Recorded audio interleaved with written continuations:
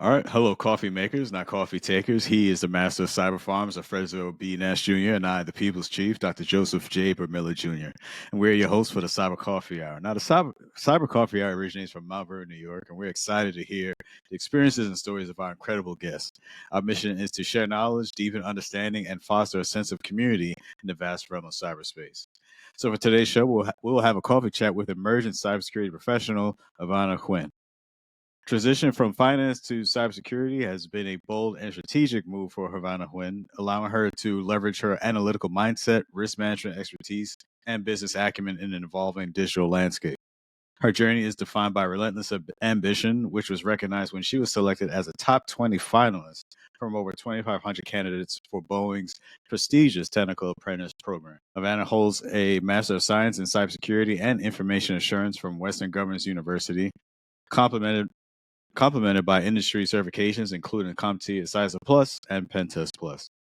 Beyond her academic achievements, Avanna is an entrepreneur and cybersecurity educator who founded Securely Savvy, which evolved from a personal learning blog into a growing tech education platform. The platform's flagship program, the Cyber Roadmap Trailblazer Experience, provides strategic career guidance and hands-on learning for professionals transitioning from non-technical backgrounds into cybersecurity. With hundreds of subscribers already on the wait list, Avanna's career is driven by a vision to empower, educate, and innovate in cybersecurity, helping individuals and organizations strengthen security postures and navigate digital risk. Avanna Huynh, welcome to the Cyber Coffee Hour. Hey, thank you for having me. Yes. Yeah, I know we mentioned we was trying to get you on the show. I think even going back from last year, but I know at the time you were definitely focused on your studies, and I definitely respect that. I get it. So I'm glad I was able to get that done. As definitely congrats to you for graduating from WGU. But yeah, just maybe you could just speak a little bit more about that. But just share a bit, how things been going on for you as of late, especially this past week, and just how you've been contending with things currently. Yeah, thank you. It's been a really long journey. It feels like probably spent the last 16 months pursuing this master's degree, and I've been able to further build up on the foundation that I previously built from prior to entering the master's program to learning a lot more technical skills, and I'm still even learning till even today. For the last past week, I've actually been looking into building up more of my cloud skills. So right now, even though I just graduated, that doesn't mean like I Nice. just stopped learning, right? And especially in this field, it's always 100%. continuously new things to learn. And Say it again for the people in the back. so Continuously learning. the next thing that I'm currently working on right now is an AWS cert. I'm just going for the certified cloud practitioner. Ba-ba-ba. And yeah, I'm going to build up on that and then perhaps look into learning more about Linux next. So that's kind of like a little short spiel about Yes. Linux. my Okay. upskilling. Yes. Yeah. Keep going. Oh, So that's awesome. Linux and the Pen Test Plus will complement each other for sure. And then hmm why AWS? Why that cloud opposed to any other one? What did you see there? What did you see that you wanted to skill up in an Amazon first? Well, mainly I came across an opportunity where I was able to get the voucher for free. So that was one portion of it, but definitely it's widely used Nice. amongst so many organizations. That makes And sense. even though I was previously a little bit more familiar with Azure, I kind of also wanted to switch it up just to give myself a little bit of a challenge and try to compare and contrast to see like which one I would want to perhaps dive further into later on. Got it. Perfect. Yeah. Awesome. Alfredo, how you been doing? So let's see. I've been all right running the gauntlet. So I was a little sick a couple weeks ago, but before that, I ran the podcast Gauntlet with the other side of the firewall. Did a few segments with them about a week or so. Then I got sick. Maybe nature was telling me to take a break.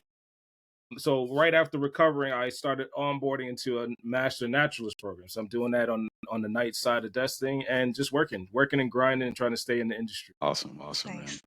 Yeah, and for me, just continuing on the path of pursuing the illustrious CISSP. So yeah, just continue studying with that, but also and those of you, of course, if you've been paying attention to the news with what's been going on in the federal government, which is really have a trickle down effect into the private sector as well. Won't really go much into it, but again, if you pay attention, So just dealing with the after effects of that it's been busy. I'll just leave it at that. Yeah. But yeah, so yeah, just continue with that, man, and just staying focused and continue to grind. But I'm glad we're here. I'm glad our guest is here, and let's get into the first question. Avanna, your transition from finance to cybersecurity is remarkable. What specific skills from your financial background have given you an unexpected edge in the security world?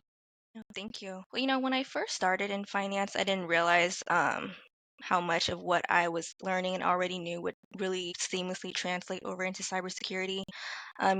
Banking, you deal with sensitive data every day, for example. When it comes to PII, financial records, account details, there's this huge emphasis on protecting that information. And because of like strict regulations and even internal compliance policies, based on like how that type of data is governed and shared. So I was already familiar with the idea of safeguarding data and following like all this process to manage risk even before I officially studied cybersecurity. So what really surprised me though was pivoting into cybersecurity, how much risk management and compliance is really a part of it all. So, I think oftentimes from the outside looking in from a non-technical perspective, many people think it's just about like firewalls or hacking and not really understanding that Right, right, where there are risks and implementing the type of frameworks to manage them. And because I came from finance, I already had that mindset of thinking critically about risk, assessing threats, and making certain decisions that protects both people and the organization as a whole. One concept that I lean into quite often is never trust, always verify, which we know is the key part of zero trust security. And it was right. already a principle that I was living throughout my past work history. And yeah, so I'd say that based on my background, that gave me an edge because I already understood the high stakes of data security and compliance, and being able to translate that complex risk consideration, into actionable strategies was something I already had practice with, just in a different industry. Nice. I think that's great that you point that out. That because there's some folks that may, when they look at first initially look at trying, switch careers, into cybersecurity, they may feel, or that misconception like, oh man, I'm not technical. Yeah. I don't know if I'll make it, or I don't know if what the skills I currently have in my position will translate to cyber. But a lot of times you'll find out a lot of skills that you have will translate. I mean, of course, there's going to be some things you need to close the gaps on, but for the most part, you're not really starting from scratch. There's a lot that you could, like I said, that transfer over.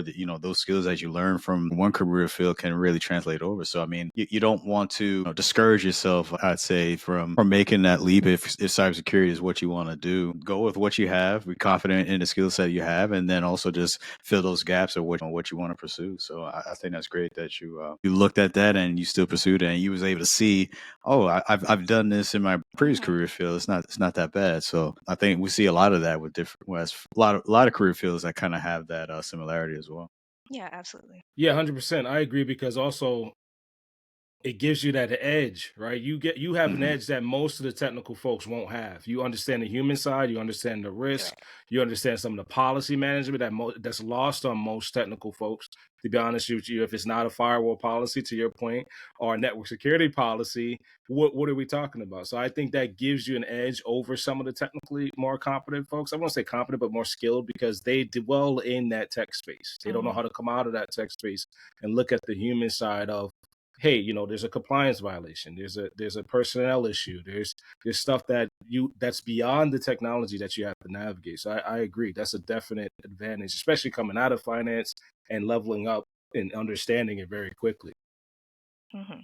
So yeah, so that plays into our next question. Being selected as a top 20 finalist out of 2,500 candidates for Boeing Technical Apprenticeship Program is impressive. What was the most challenging part of the selection process, and how did you shape your approach to cybersecurity because of those challenges? Honestly, I would say the most challenging part of the entire selection process wasn't necessarily even about like the technical assessments or the interviews. It was actually dealing with myself. I was brand new to cybersecurity at the time, and coming Mm, from a non-technical background, the imposter syndrome was very loud in my head. And I had a lot of self-doubt, constantly questioned whether not necessarily if I was good enough, or it was kind of more about, did I have the ability to really do this? So, but I'm the type of person who's always up for a challenge, especially if it means growing and leveling up in different areas of my life. And I knew I wanted a career that was meaningful and innovative and could make an impact. So I figured that cybersecurity was just that. And at the time, I had just started laying the groundwork. I was studying for the CompTIA Network Plus and the Security Plus on my own. So networking at the very first, coming from a non-tech background, it was incredibly intimidating. So it felt like learning a whole new language basically. But I stuck with it, and I'm glad that I did, because a lot of the technical concepts I was eventually tested on throughout that apprenticeship competition, it became already a little familiar to me. So I'd already been practicing and studying that, and that ended up giving me an unexpected edge. And over time, each round that I advanced through, I started to build up that confidence little by little.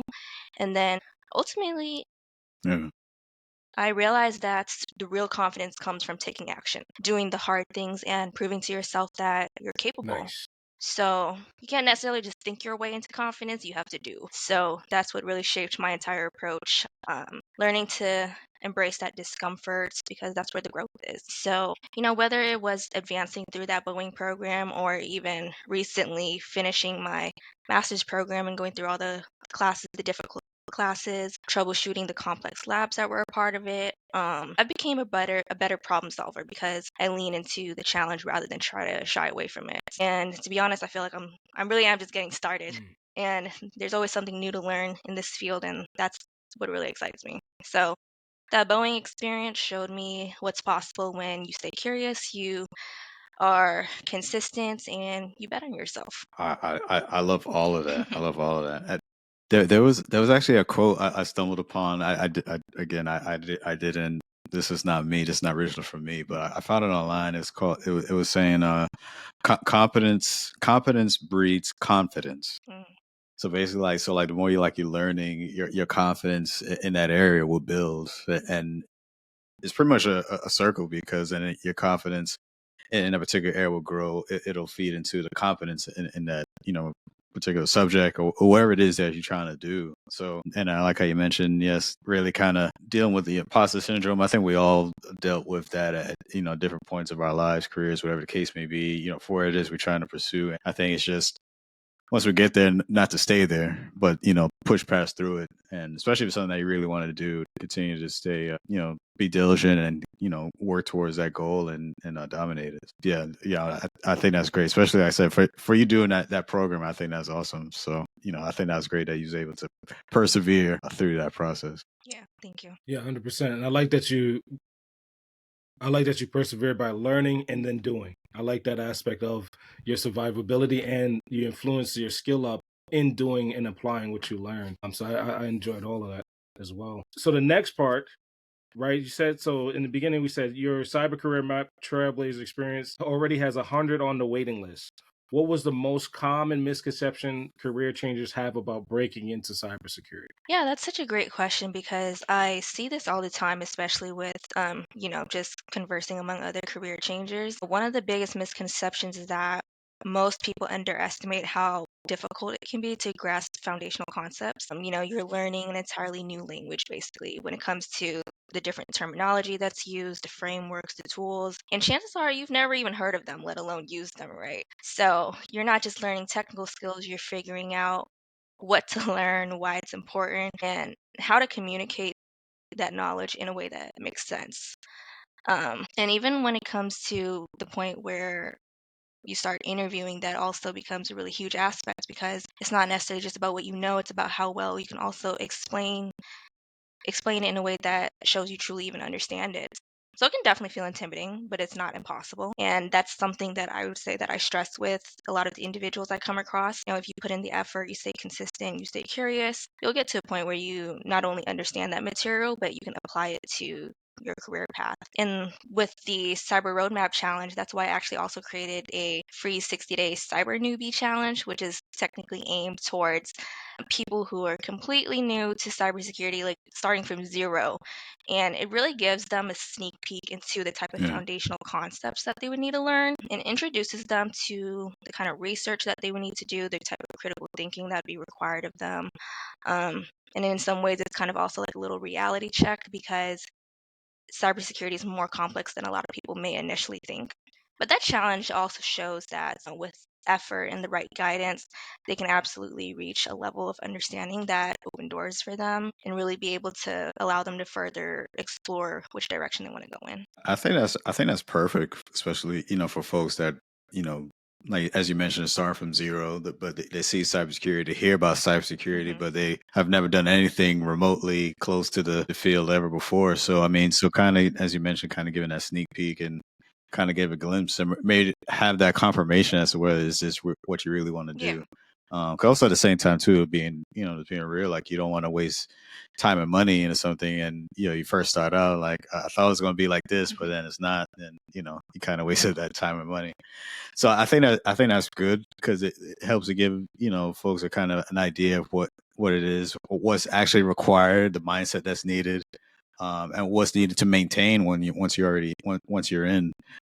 But those who are in this field already know you're going to be continuously learning. This is a field that definitely requires you to always upskill because this career field is always changing, evolving, and if you don't keep up with it, I guess you're either going to retire or you're going to be left behind. It's either one of the two. So you should already have kind of had that mindset coming in. So I think that's great that program is going to preparing folks for that and what to expect. Yeah, 100%. I think it's also great that you give somebody a reality check and a baseline to say, hey, yes, you are a newbie, but this is where, unfortunately, the private side has this stack ranking. So that can be very intimidating when you see, level 2 SOC analysts, right? Not everyone's going to jump to that. It's good to have a newbie perspective to say, well, this is how far I am from this objective. Because to be honest, to Dr. Joseph's point too, it is a little bit intimidating coming to industry thinking you're going to make it to the top, the tippity top of the, sock stack, or these dreams that are often sold online about some of the more Hmm. difficult positions to get.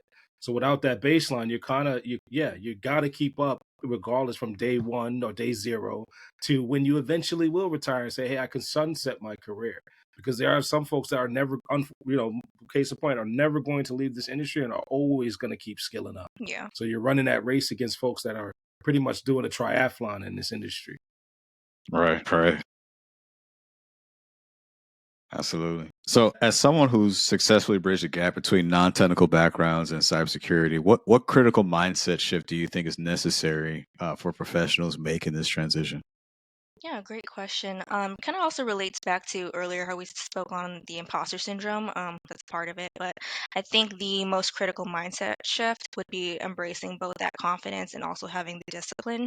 Coming from a non-technical background, I feel like you have to be willing to work harder and be more intentional. You need to be more resourceful, knowing how to find the answers, where to look, and who to ask for help.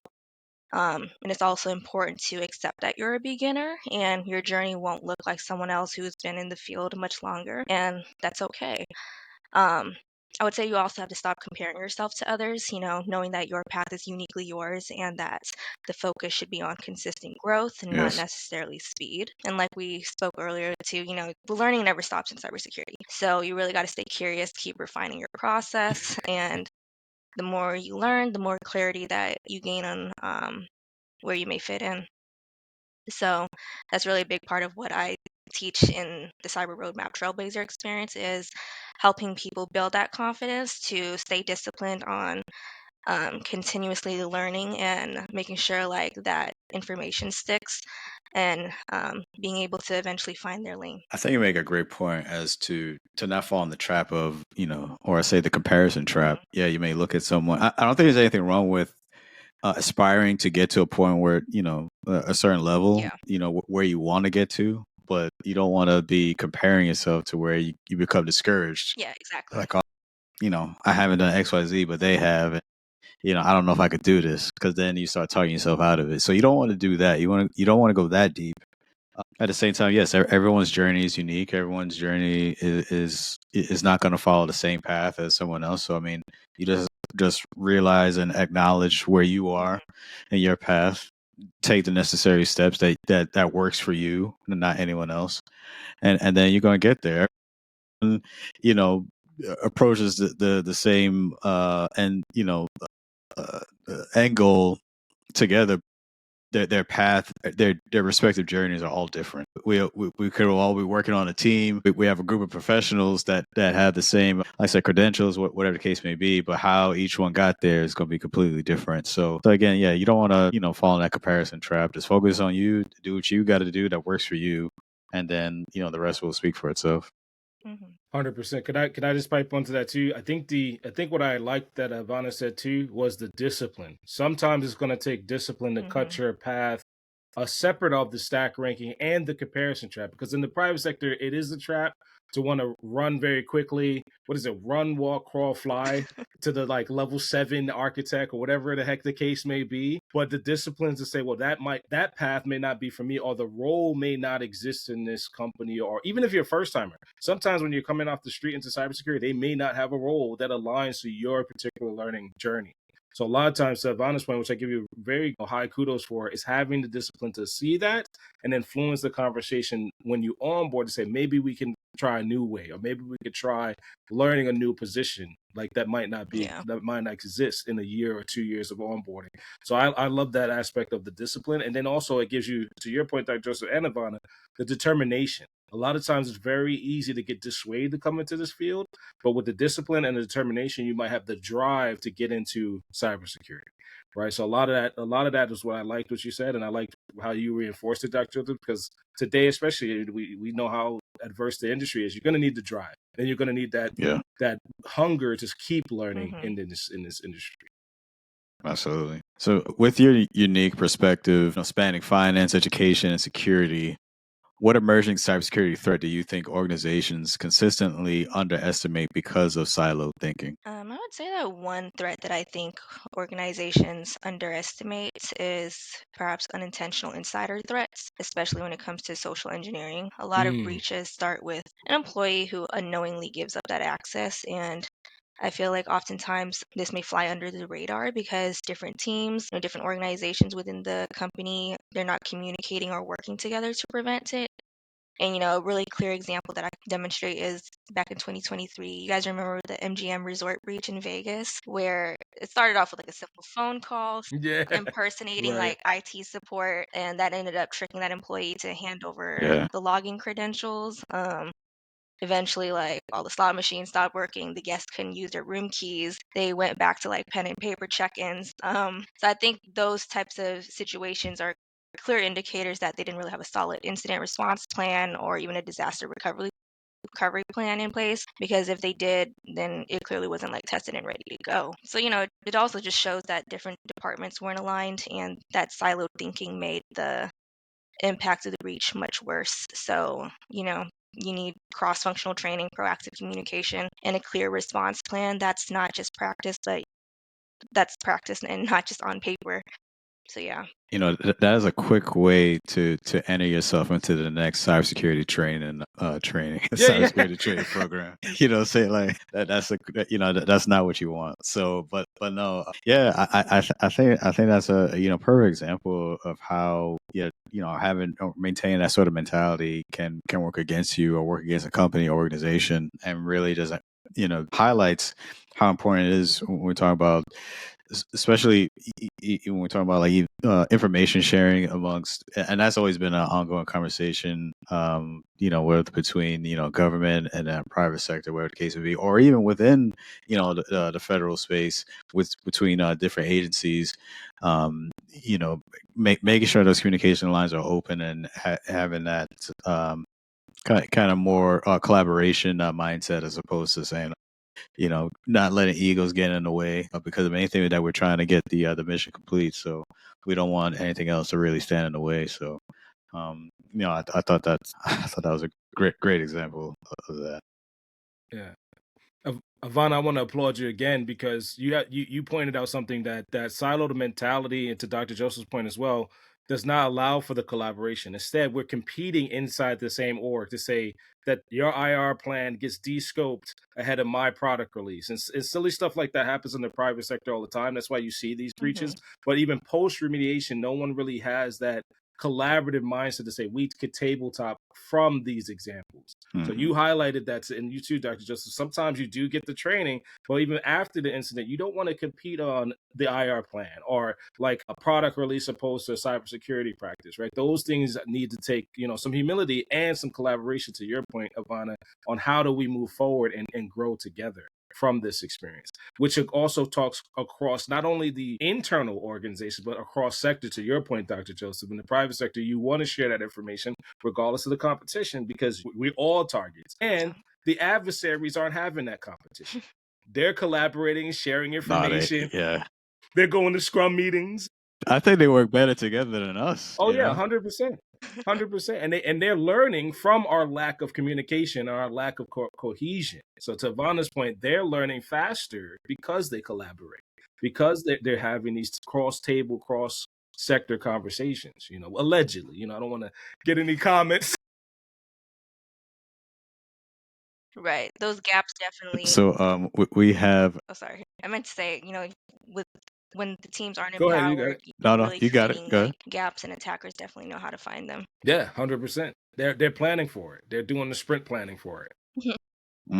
For sure. Oh yeah. So we have emerging cybersecurity professional Avanna Huynh here in the Cyber Coffee Hour, part of the Alive Podcast Network. As we make our transition here, as we normally do, is dive in a little bit more, learn about our guests, and also get to the lighter side of things as well. So first, Avanna, we talked about I think we just like to maybe allow you to kind of dive deeper a little bit more into the Cyber Roadmap Trailblazer Experience. I think that's amazing what you've done, and maybe if you could just share a little bit more in regards to that. Yeah, so just to share a little bit more about the Cyber Roadmap Trailblazer Experience, it's a course experience that's very interactive. It's not just, going through a bunch of slides and reading and taking notes. Also, another part that's going to be included is a digital consultant, basically like the digital version of me through AI, where users are able to ask specific questions that'll tailor their roadmap,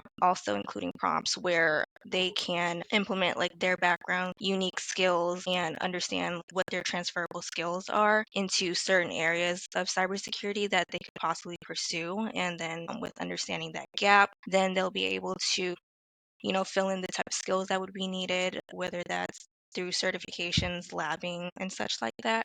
So it's going to be like a transformative experience, not just only like touching more on the technical aspects, but it's also just a mindset transformation, especially those coming from non-technical backgrounds and trying to understand what's really needed of them to be able to pursue something like this.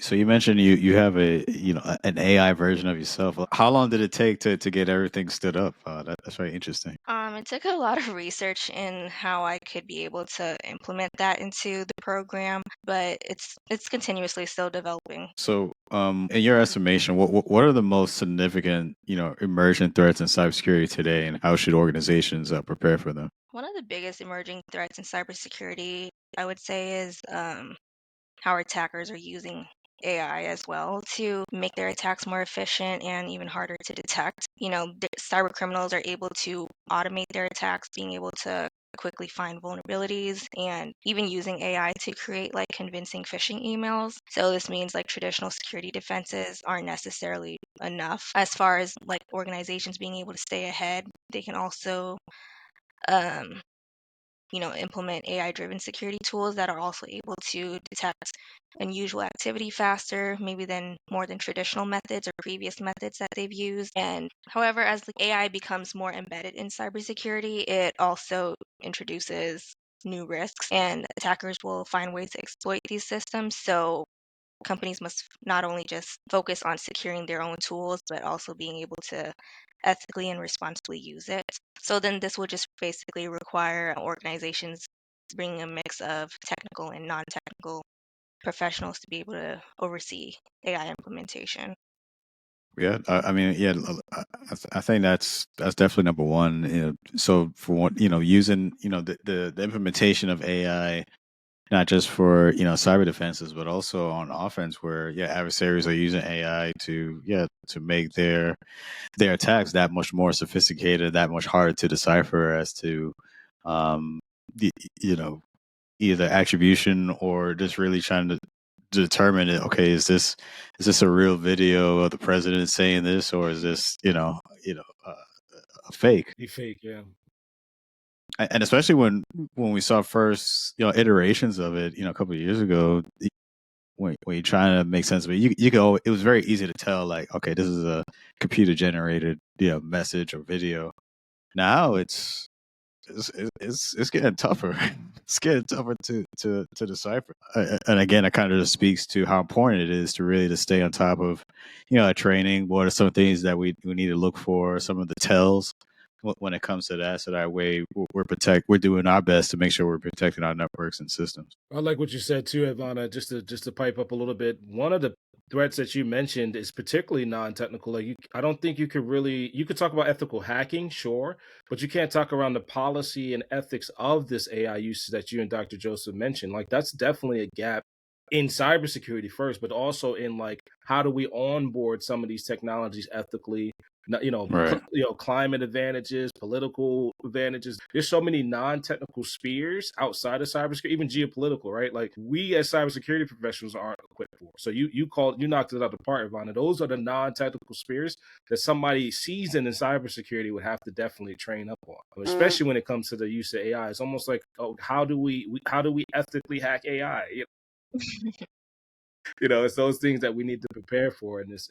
So that's a good segue too. What was the first piece of technology that sparked your interest in cybersecurity? The first piece of technology, it really goes back to as far as 2004 when my family got our first laptop. It was a Toshiba laptop. And back then, over 20 years ago, we were still using dial-up. If you guys remember what that is, it was connected to the phone. It would make like a Yeah. crazy Yeah, that's a good year. That's a good year.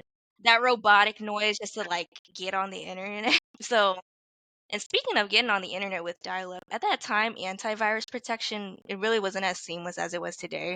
I remember we had to like go to like Best Buy to purchase that Norton CD and be able to manually install it on the computer. So I think at the time I was probably I was still in elementary, but I didn't know any better, and I would like click on random ads or download things from gaming sites, thinking it was something that was cool.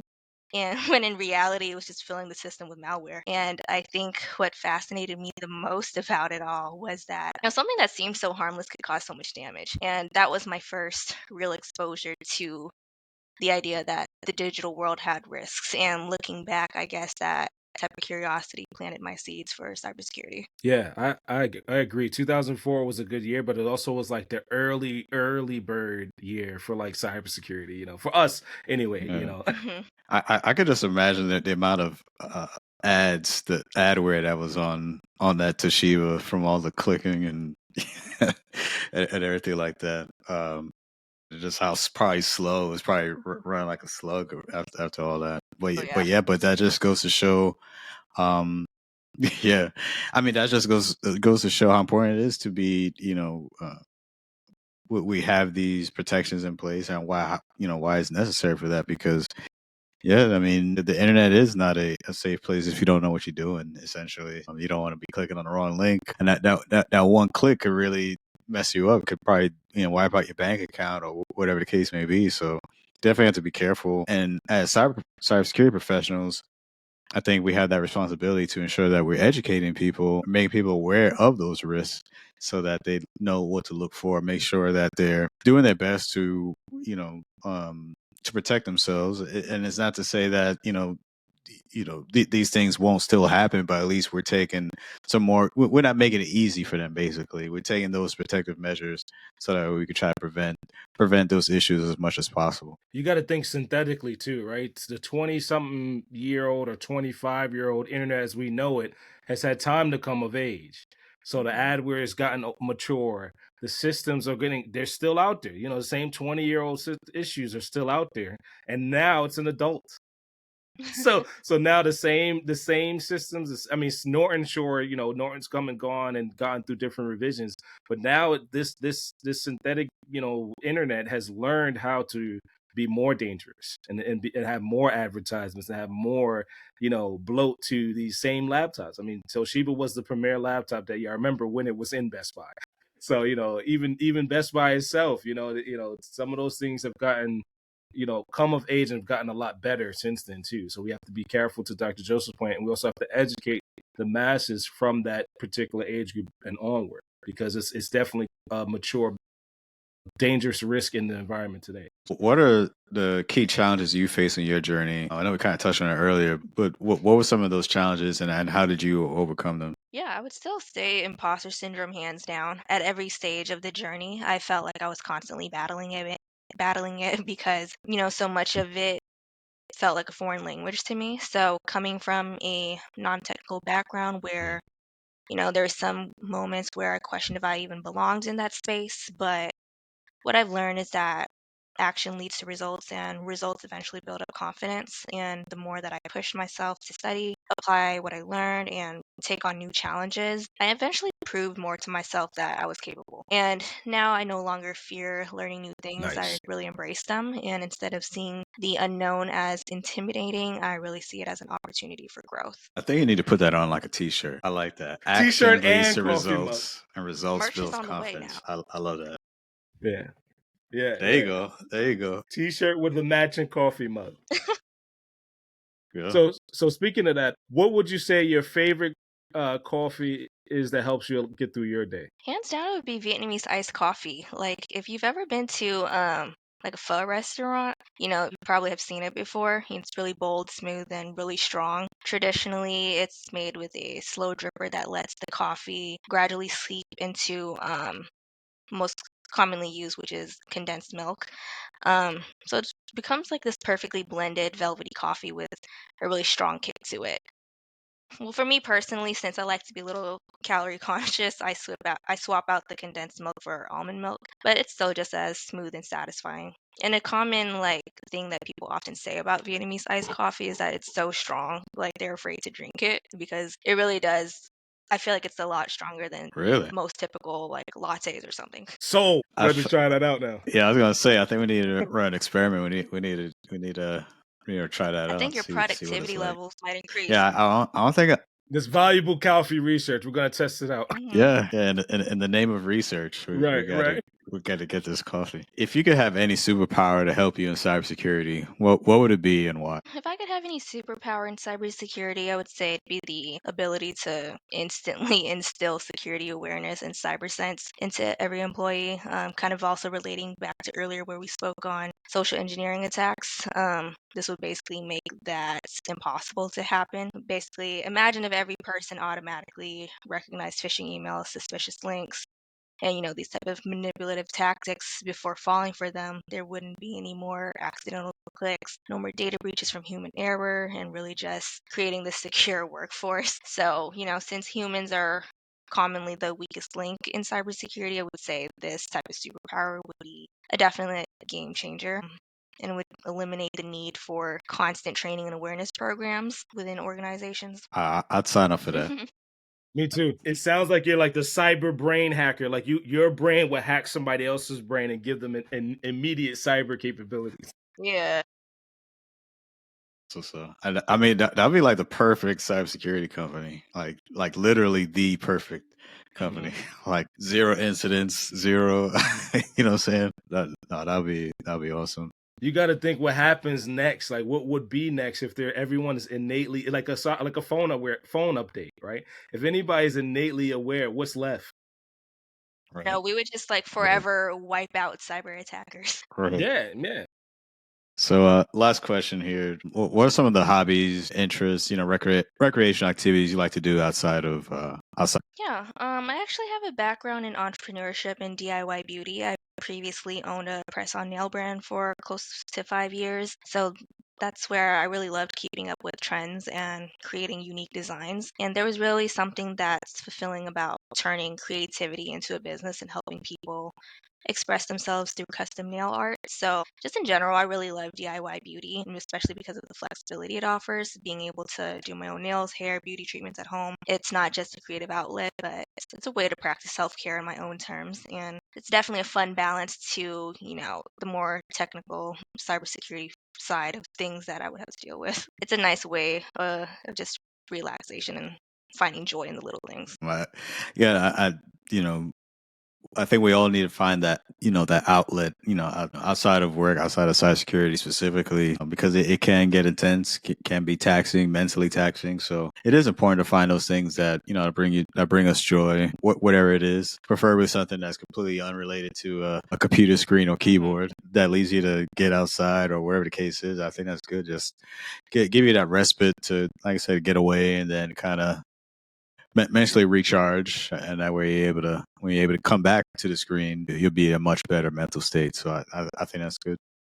Yeah, I agree. I think the creative aspect too, and the entrepreneurship allows you to decompress. You have that self-care aspect that allows you to decompress while doing your creative design. So Mm-hmm.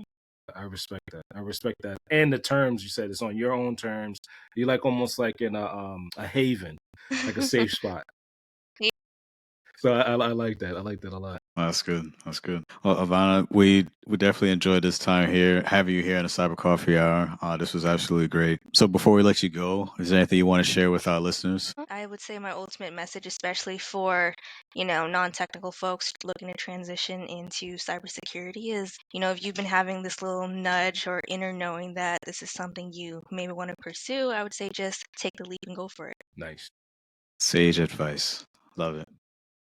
All right, so thank you for that. And thank you to you for joining us for another episode of the Cyber Coffee Hour, part of the Alive Podcast Network.